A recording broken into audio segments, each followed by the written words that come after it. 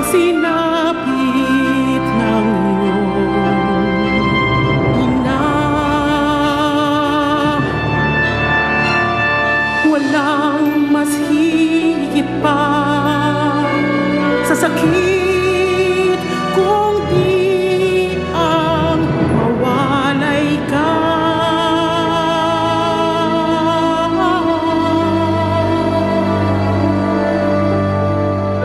Hindi ako papayag na mawala ka sa akin, Amaya.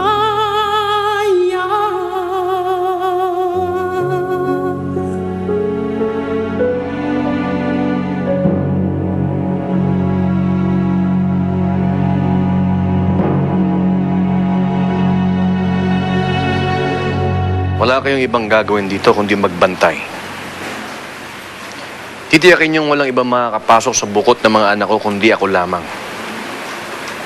Nagkakaunawan ba tayo? Sa susunod, datubog na.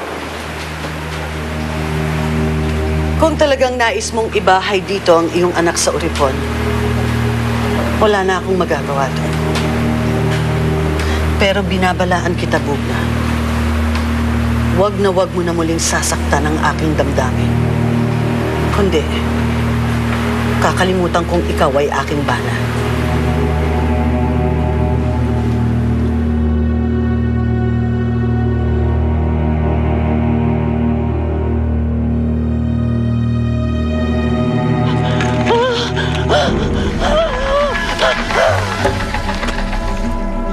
Mahal naming Malandok!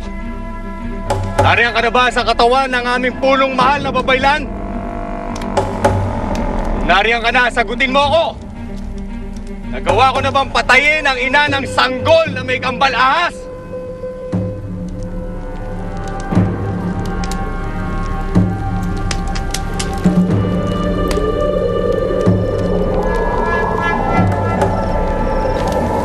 Patayin?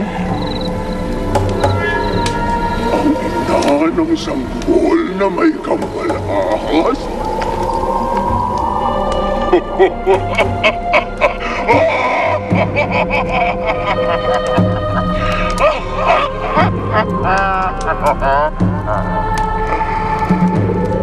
Arang pasli.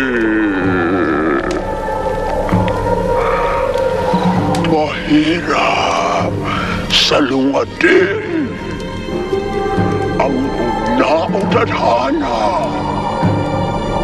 Hindi madaling saupay ang taas ng bulan sa tangkad. Ang lahat ng nangyayari dito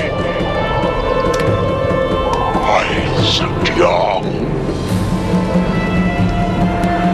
nakatakda.